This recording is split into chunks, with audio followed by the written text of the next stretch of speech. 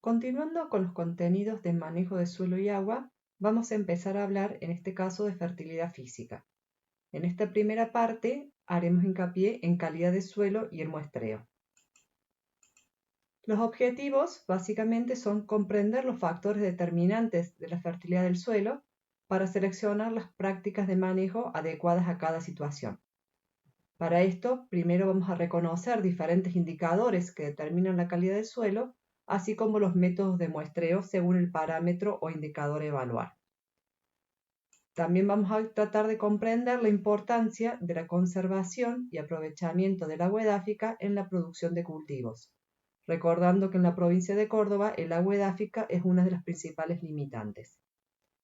En la parte 2 de fertilidad física hablaremos de los efectos que producen los sistemas de cultivo, es decir, el uso y el manejo del suelo dentro de la fertilidad.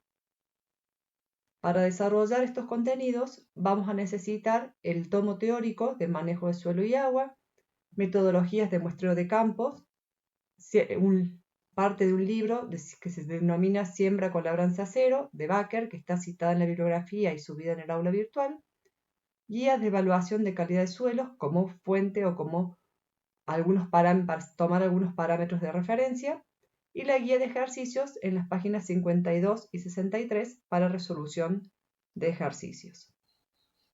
Entonces vamos a comenzar. Decíamos que el suelo tiene determinadas funciones y de acuerdo a cómo cumple esas funciones está definida la fertilidad. Recordemos que el concepto de fertilidad hace referencia a la fertilidad tanto física, química como biológica. De acuerdo a esa fertilidad, se lo clasifica o se dice que el suelo tiene una determinada calidad, es decir, que hay una interacción entre las funciones del suelo y la calidad del suelo.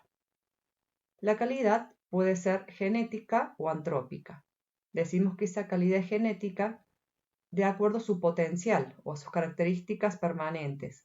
Es lo que ustedes estuvieron haciendo en los prácticos anteriores para identificar cuál es la potencialidad o reconocer las limitantes tanto en grado como en cuáles son. Más allá de sus limitantes genéticas, el hombre puede modificar esa calidad de suelo de acuerdo al uso y manejo tal como lo veremos. ¿Cómo se puede evaluar esa calidad? Se evalúa a través de indicadores que se van combinando de acuerdo a las zonas, generando índices cuantitativos o cualitativos. Pero repasemos un poquito cuáles son las funciones del suelo. Las funciones del suelo son regular el ciclo del agua, es decir, es el que provee el agua al cultivo o a las pasturas. Tiene que sostener la vida de plantas y animales, haciendo referencia a que tiene que ser un buen soporte, brindarle luz y darles temperatura.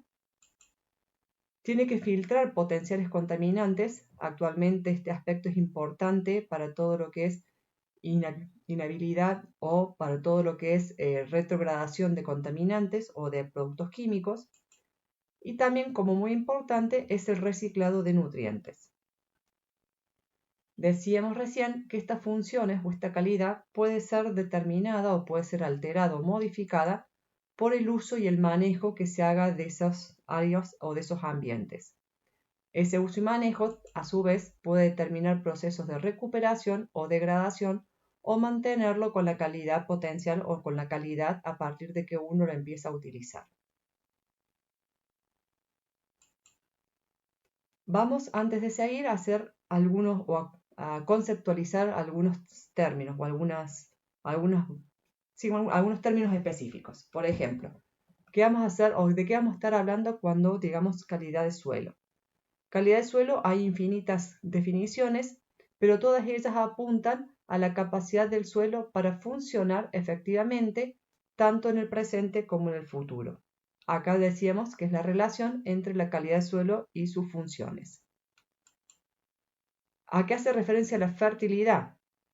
Es la posibilidad o la aptitud que tiene el suelo de proveer a la planta o de hacer cumplir a la planta las funciones que habíamos mencionado en la diapositiva anterior. Es decir, de darle soporte, aire, agua, temperatura y nutrientes adecuados para el desarrollo. ¿De qué vamos a estar hablando cuando hablemos de uso del suelo? el uso del suelo hace referencia a qué se puede realizar en ese suelo, es decir, cuál es su destino o potencial. Es decir, puede ser agrícola puro, puede utilizarse como mixto, como ganadero, forestal, urbano, que en este caso nosotros no nos abocaremos a ese aspecto. Mientras que el manejo del suelo es la forma en que se lleva a cabo el uso. Por ejemplo, con qué sistema de labranza se implanta una pastura, qué tipos de rotaciones se hacen, qué tipos de sistema de pastoreo se utilizan, si hacen fertilización o no, si hay manejo integrado de plagas u cualquier otra forma de manejo. Habiendo aclarado estos conceptos, tenemos que preguntarnos ahora cómo evaluamos esa calidad del suelo. Para evaluar la calidad del suelo, decíamos que así como hay tantas definiciones, hay tantos parámetros o indicadores que se pueden utilizar. Como verán en esta imagen, los indicadores son variados y son abundantes.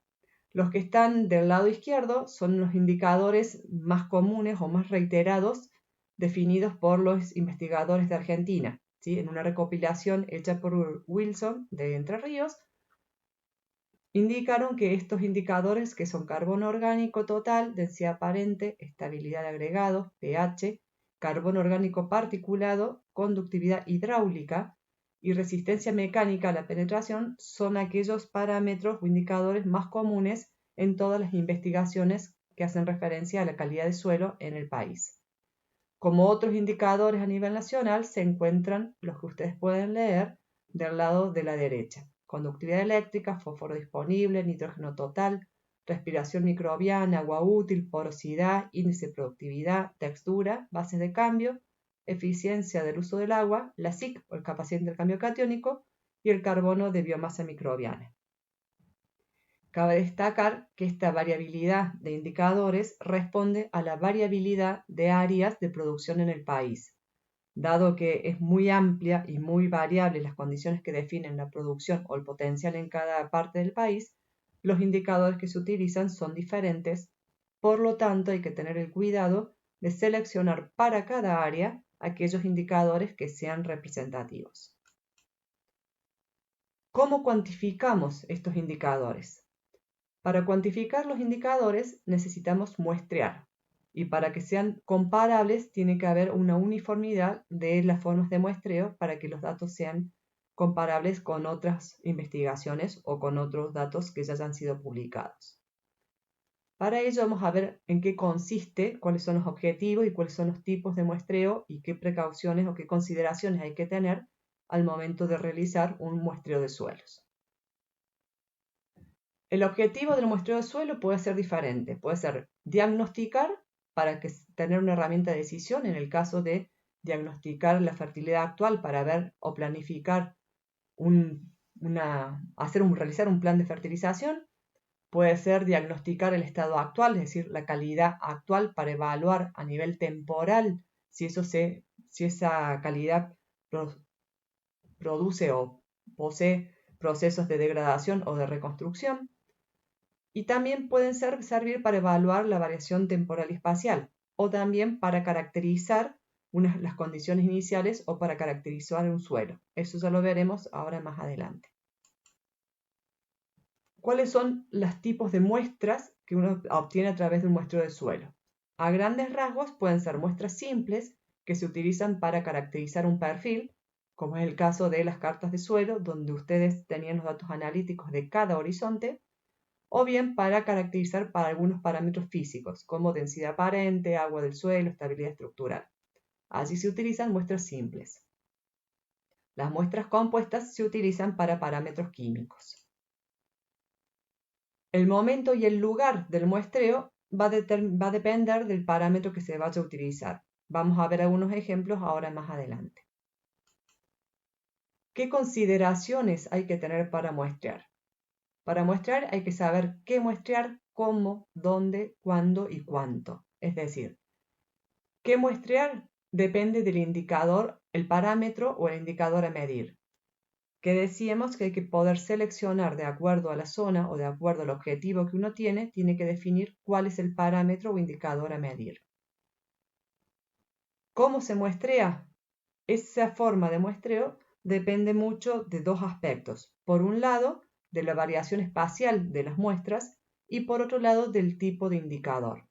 Si un indicador es muy sensible a las variaciones, tendrá que ser necesario mayor cantidad de muestras, o si es poco sensible a variaciones, se podrán realizar una distribución o elegir una forma de muestreo diferente. ¿A qué profundidad se va a realizar el muestreo? Depende también del indicador y de la forma de muestrear. ¿En qué época del año? También depende de los parámetros y tiene que ser considerado. Si uno quiere evaluar una variabilidad temporal, lo más conveniente sugerido por los investigadores es realizar el mismo muestreo de los mismos parámetros en la misma época del año para que puedan ser comparables. ¿Cómo es la frecuencia de muestreo dentro de un área?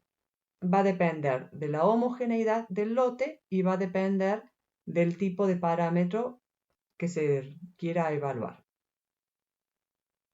Habiendo tenido estas consideraciones, vamos a ver algunos ejemplos de muestreo.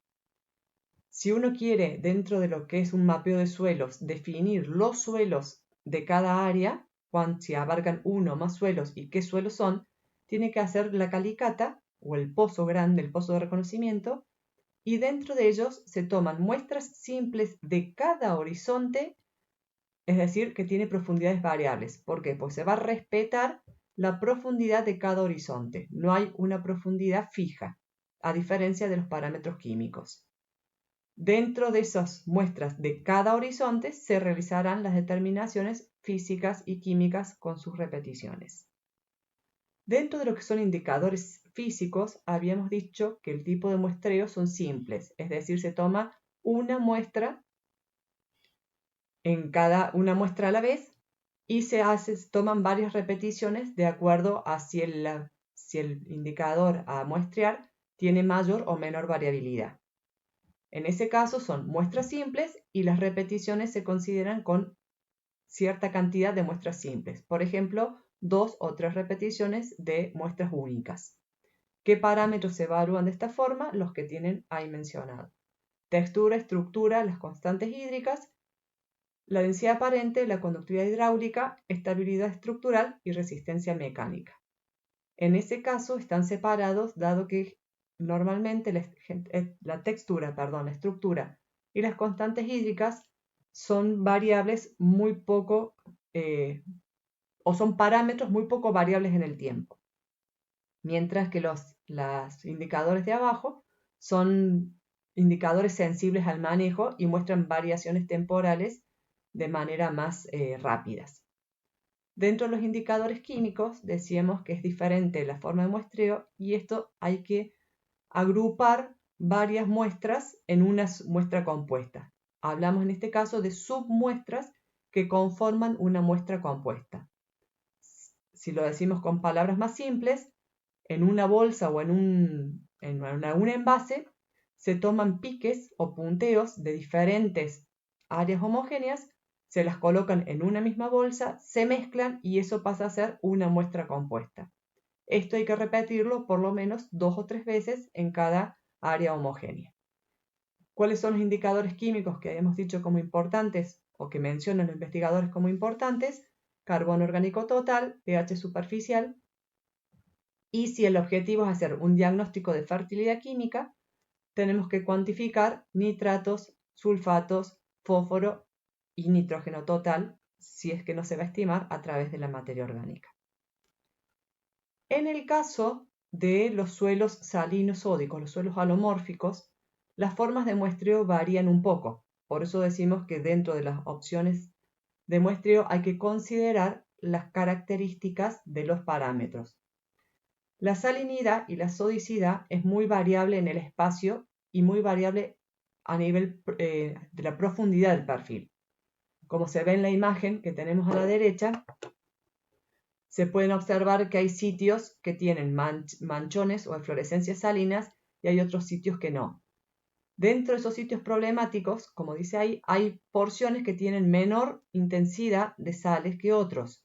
Si uno hace el pozo, dentro del perfil ocurre lo mismo. Puede haber profundidades que no presentan salinidad y otras que sí presentan salinidad o alcalinidad. Entonces lo que hay que hacer en este caso es evaluar cada tipo de costra salina que aflore y dentro del perfil se muestrea por horizonte para ver a partir de cuándo y cuánto es el valor de esa alcalinidad o esa salinidad.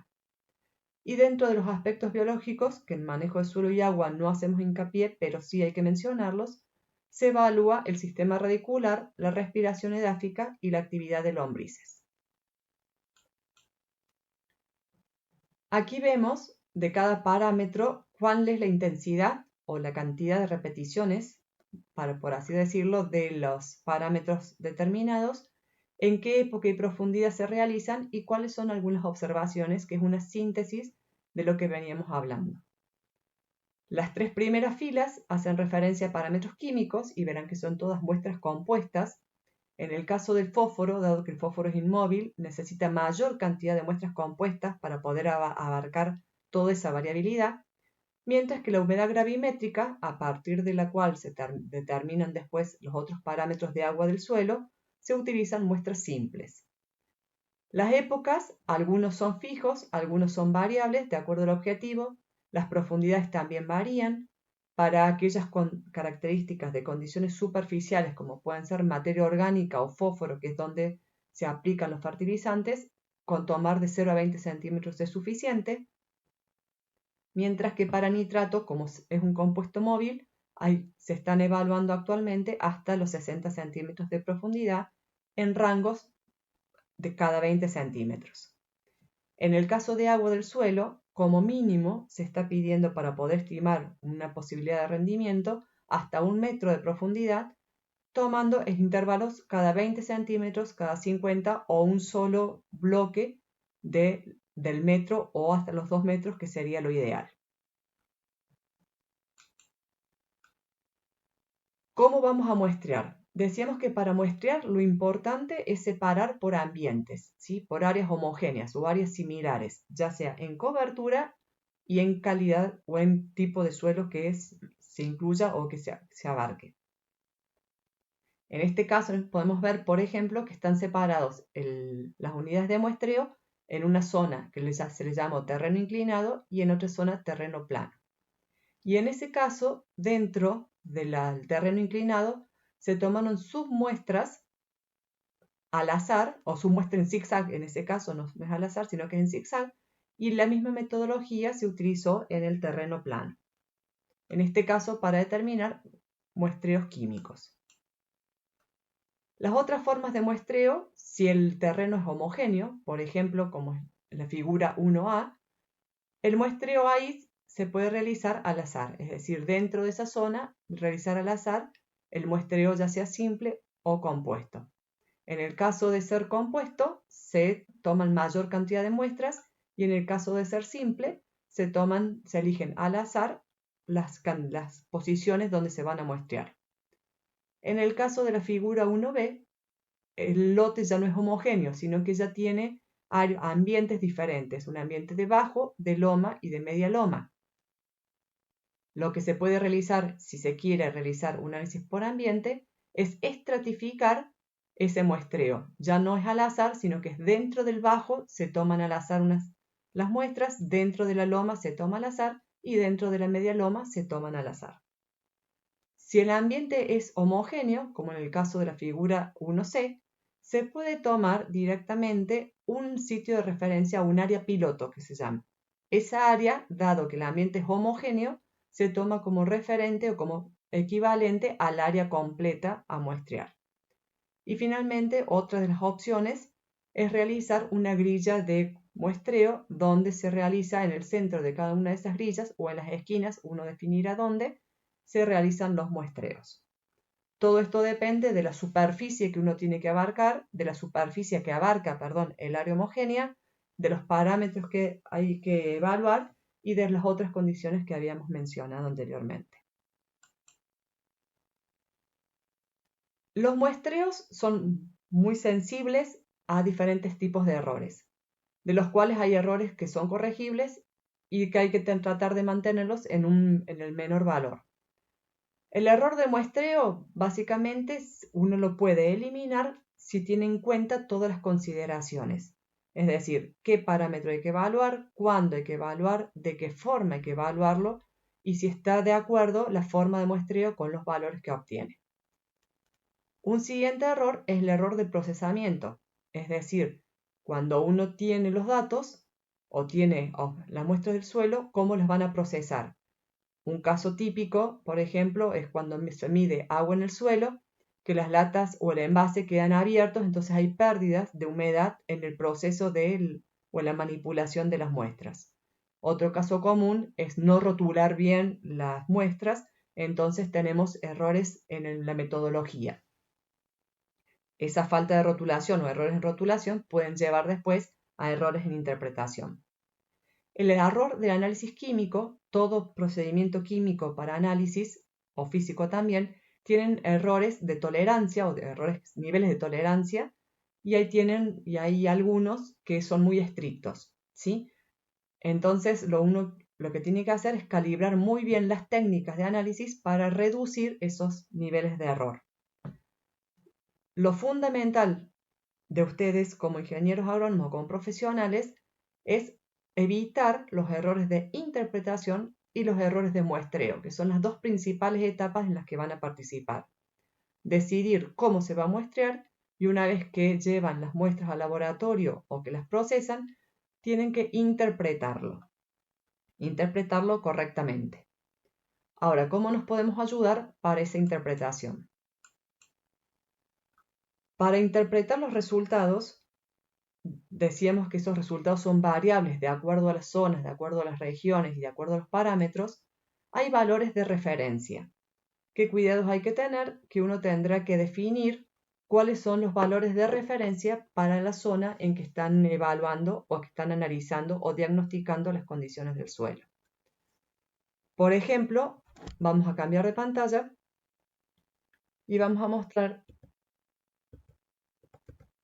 en la guía de evaluación de calidad de suelos de LUSDA, encontramos algunos valores de referencia para parámetros físicos y químicos, ¿sí? Esos valores de referencia para diferentes parámetros pueden llegar a servir, ¿sí? Por ejemplo, niveles de respiración del suelo. En lo que es relación a parámetros físicos, tenemos, por ejemplo, velocidades de infiltración, las velocidades normales de acuerdo a la textura del suelo. Se encuentran velocidades y la clase de infiltración, cómo se denominan o qué clase de infiltración corresponden a esas velocidades. En densidad aparente sucede algo similar. Muchas veces nos es difícil o no sabemos dónde encontrar valores de referencia, pero hay que buscarlos porque en las bibliografías están. Estos datos son datos de Estados Unidos, pero hay libros como el de Marta Conti de Edafología, que es un libro hecho en la UBA en Buenos Aires, que recopila los suelos de Argentina, también tienen valores de referencia que se pueden utilizar y hay muchos investigadores que también están utilizando los valores de referencia. Algunas de esas bibliografías están subidas dentro del aula virtual. Entonces, retomemos que para interpretar los resultados tenemos que hacer referencia a los valores normales, a los valores óptimos o valores umbrales de acuerdo a cada factor o a cada parámetro que estamos evaluando. Algunos resultados de la evaluación de estos parámetros o indicadores de calidad los vamos a empezar o se los vamos a mostrar a continuación. Por ejemplo, cuando se evaluó un aplustol típico en la provincia de Córdoba y se tomaron como tratamientos un bosque nativo, es decir, una situación inalterada, y sistemas de labranza convencional y labranza en siembra directa, evaluando carbono orgánico total, densidad aparente, inestabilidad estructural y conductividad hidráulica saturada, son 4 de los parámetros físicos que han sido considerados de importancia para la calidad de suelos, se puede observar que el monte o el bosque nativo tiene los mejores valores, ¿sí? Es decir, tiene el valor más alto de carbono orgánica, el valor más bajo de densidad aparente, es decir, tiene muy buena porosidad, el valor más bajo de inestabilidad estructural. La inestabilidad estructural es la inversa de la estabilidad. Aquí se interpretan los valores que mientras más bajo es mejor, porque quiere decir que es menos inestable, y la conductividad hidráulica saturada, que hace referencia a la infiltración. Tiene un valor de conductividad hidráulica elevado. ¿Qué pasa cuando a ese bosque nativo se lo sometió o se lo incluyó en la producción agropecuaria? Se produjeron efectos o alteraciones que los vamos a ver más específicamente en la segunda parte, pero acá vamos a empezar a introducir el tema. Se puede ver en este caso que, por ejemplo, la siembra directa y la labranza convencional, en general, todos los parámetros se redujeron o se modificaron respecto al bosque nativo.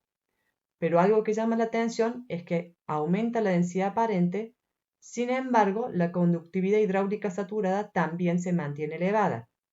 Este aspecto lo vamos a ver un poco más adelante para entender la funcionalidad del perfil bajo siembra directa.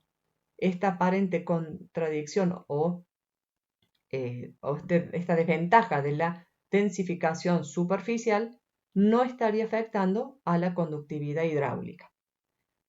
En labranza convencional, si bien la densidad aparente es más leve, es más liviana o más ligera, en la conductividad hidráulica los valores son menores, es decir, que tiene menor capacidad de dejar que el flujo del agua ingrese dentro del perfil. Otro ejemplo es cuando se evaluó la estabilidad de los agregados, volvemos con la inestabilidad, pero en este caso en un argiudol típico, el Serie Pergamino, en Buenos Aires, se obtuvieron estos valores al evaluar las diferentes labranzas. En el suelo, que se toma como testigo, o en el suelo virgen o inalterado, se obtuvieron los mayores valores de materia orgánica y los menores valores de inestabilidad. Mientras que su opuesto, o el ambiente más degradado, que es la labranza convencional, se obtuvieron los menores valores de materia orgánica y los mayores valores de inestabilidad. Es decir, la condición superficial se alteró de manera importante. Mientras que los otros sistemas de labranza, que ya los veremos más adelante, los sistemas de labranza tendientes a conservacionistas, obtuvieron valores intermedios entre estos dos extremos, y dentro de ellos algunas diferencias que se verán más adelante. Toda esta condición superficial, acuérdense que carbono orgánico, estabilidad estructural, densidad aparente, todo se evalúa en la capa superficial, están afectando a la dinámica del perfil. ¿Cómo se puede alterar o de dónde puedo proveer yo una buena condición superficial al perfil? Básicamente de los rastrojos, ¿sí? La materia orgánica es la encargada de generar una buena resistencia de los agregados a los impactos ambientales o hasta el tránsito de la maquinaria, y esa materia orgánica surge a partir del rastrojo superficial. Si consideramos justamente qué volumen de rastrojo nos dejan los diferentes cultivos, obtenemos datos como los que se están mostrando en pantalla. La relación rastrojo-grano para maíz y para sorgo es aproximadamente la misma. Por cada kilo de grano tienen 1 a 1,5 kilos de rastrojo. Para soja es entre 0,8 y 1 y para trigo 1 y 1,5. Tomando rendimientos promedios en granos para zonas semiáridas, ¿sí? De 7.000 kilos de maíz o de sorgo, 2.800 de soja o 2.000 de trigo, y tomando el promedio entre 1 y 1,5 en el caso de maíz, obtenemos un promedio de rastrojo de 8.750 kilos por hectárea. Ese mismo valor es para sorgo. Valores menores, dado que su producción es menor también, se dan para soja y para trigo. Con este cuadro queremos mostrar o queremos indicar un par de detalles. Importa no solo cuánto rastrojo queda, sino qué calidad de rastrojo queda y si ese rastrojo realmente queda en esa superficie o si es trasladado por algún efecto o agente ambiental hacia otras partes. Es muy normal en las zonas semiáridas la voladura de rastrojos por viento. Entonces, si bien 7.000 kilos de maíz o de sorgo pueden dejar casi 9.000 kilos de rastrojo en superficie, el rastrojo de maíz, al no quedar anclado, se vuela. Entonces puede que de esos 8.700, parte de esa cantidad no sea reciclada y no sea incorporada dentro del suelo. Diferente a lo que puede pasar con un sorgo granífero, donde el rastrojo queda anclado. En el caso de la soja y el trigo, que los valores de cobertura o los valores de biomasa son más o menos similares, la calidad de esos rastrojos son muy distintas. La soja, con su baja relación carbono-nitrógeno, hace que esos casi 2.500 kilos sean fácilmente degradados, mientras que el trigo tiene una descomposición más lenta, fácil, y encima agregándole adicionalmente que el trigo es de invierno y la soja es de verano, ¿sí? Entonces el trigo tiene mayor posibilidad de de descomponerse dentro del perfil o dentro del suelo, mientras que la soja tiene una rápida descomposición, como habíamos mencionado.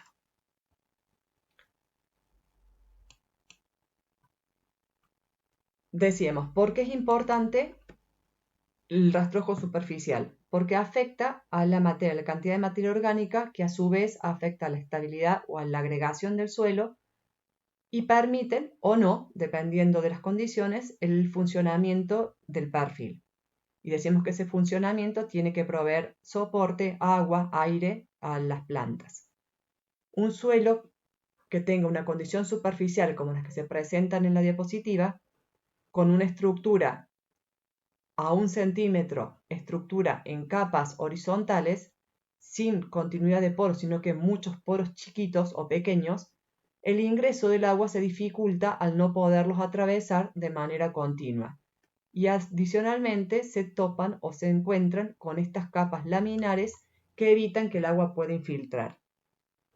En la diapositiva de abajo se puede ver dentro de una parte con poros mayores o más continuos una capa de sedimentos de unos pequeños milímetros ocasionados por esa degradación superficial. Estas condiciones son muy comunes bajo sistemas de labranza convencional, y actualmente puede darse en sistemas de siembra directa donde la cobertura de rastrojos no es adecuada. Decíamos que estas condiciones afectan a la estructura del suelo, y la labranza convencional, si recuerdan, tenía, además de afectar la condición superficial, podía llegar a generar lo que se llama el piso de arado, es decir, al trabajar con los arados a la misma profundidad, se generaba por debajo de los implementos una capa compactada que no permitía el paso de las raíces. ¿Cómo afectan a las condiciones del suelo? Es lo que veníamos diciendo. Todos los procesos o las funciones que el suelo debería cumplir se ven impedidas por esas compactaciones subsuperficiales o superficiales, que en este caso no son genéticas, sino que son antrópicas. Son originadas por un mal manejo y uso del suelo. Un ejemplo grave es, por ejemplo, cómo las compactaciones reducen la porosidad superficial y cómo eso influye en el balance de agua, recordando la necesidad del agua en la zona o en la provincia de Córdoba. En este gráfico podemos ver el número de poros por metro cuadrado, es decir, la cantidad de poros por metro cuadrado en 3 sistemas. Un sistema de labranza convencional, un sistema de siembra directa y un sistema de bosque nativo. Es el mismo caso, son los resultados en los mismos lugares de una de las tablas anteriores. En color tenemos el tamaño de poros, siendo los rosas los microporos y los colores en rojo, los macroporos. ¿Qué se puede observar aquí? Que en labranza convencional la cantidad de macroporos es casi despreciable, es el 1,5%, el 15%, del bosque nativo, mientras que la siembra directa tiene valores intermedios. Y la siembra directa lo que tiene es mucha cantidad de microporos. Entonces, cuando uno evalúa la porosidad, que son los lugares o los espacios por los cuales se va a realizar el intercambio entre el suelo y el ambiente, tiene que evaluar, por un lado, la cantidad de poros, es decir, sumar toda esa porosidad para cada uno de los ambientes, y evaluar de toda esa cantidad cuáles son los que predominan. Estos dos factores son importantes, pero también hay que ver de esa cantidad y ese tamaño de poros, cuáles son funcionalmente más activos, Es decir, cuáles son los que permiten funcionar el perfil de manera más apropiada. Si nos fijamos en el cuadro que sigue, esos poros grandes o macroporos son los que llevan el mayor flujo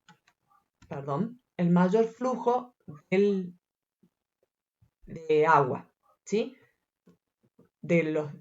Por decirlo de alguna forma, por estos poros grandes son donde el agua ingresa más rápidamente. Es decir, de la cantidad de agua infiltrada, la mayor parte en cualquiera de los tres sistemas ingresa obviamente por los poros de mayor tamaño. ¿Cuál es la importancia que tienen estos poros? Facilitan el ingreso del agua. Esto se tiene que combinar con una retención del agua, en donde se retiene el agua en el suelo en los meso y microporos, ¿sí? Entonces, hay que evaluar no solo cuántos hay, sino que cómo están funcionando. Recordemos que con la labranza convencional, al remover todo el suelo, los macroporos generados por lombrices y por las raíces son alterados y son homogeneizados, por eso se muestra esta poca variación entre los diferentes flujos de tamaño de poros. Mientras que en sistemas de siembra directa vemos que tiene mayor funcionalidad los poros grandes. Si a esto le sumamos, como veíamos en la diapositiva anterior, que siembra directa tiene mayor cantidad de poros grandes, si esa mayor cantidad además son más funcionales, justifican el ingreso de agua en el perfil, lo que hablamos de la conductividad hidráulica, que hablábamos en las diapositivas anteriores. Entonces, bajo siembra directa, si bien no alcanzan a la proporción a la funcionalidad de un sistema bajo monte nativo, tiende más a asemejarse a esos valores, posibilitando la no remoción del suelo a que los poros, los macroporos, que son los que permiten el ingreso de agua en el perfil, estén en mayor cantidad y sean más funcionales. Entonces, ¿qué hemos visto hasta acá? Que los parámetros físicos del suelo, evaluados con estos indicadores, determinan las funciones, básicamente, del perfil, que son los que van a indicar o los que están relacionados con la calidad del suelo. Al hacer modificaciones con el uso y el manejo de esas condiciones físicas, se están alterando o modificando las funciones del suelo. En el uso y el manejo, entonces decíamos que pueden a su vez recuperar o degradar las condiciones iniciales. ¿A qué le vamos a llamar condiciones iniciales? A las situaciones de bosque nativo, o en el caso de que ustedes empiecen a trabajar en alguna zona, a partir de que hacen una evaluación de ese momento, de cómo toman el ambiente para trabajar, van a poder evaluar a largo plazo cómo se van modificando estos parámetros. De acuerdo a eso, van a poder definir la calidad actual y la evolución de esa calidad de acuerdo a ese uso y manejo que ustedes realicen respecto de la producción o de las decisiones de manejo que ustedes elijan. Hasta aquí llegamos con lo que es fertilidad física del suelo, en la primera parte, donde hicimos hincapié en estos dos objetivos. Seguidamente, lo que vamos a evaluar es los efectos que se producen con los sistemas de cultivo, es decir, con el uso y manejo del suelo en la fertilidad física. Lo veremos tanto en algunos aspectos teóricos como en las prácticas actuales que se están realizando para evitar la degradación o conservar el recurso suelo y agua.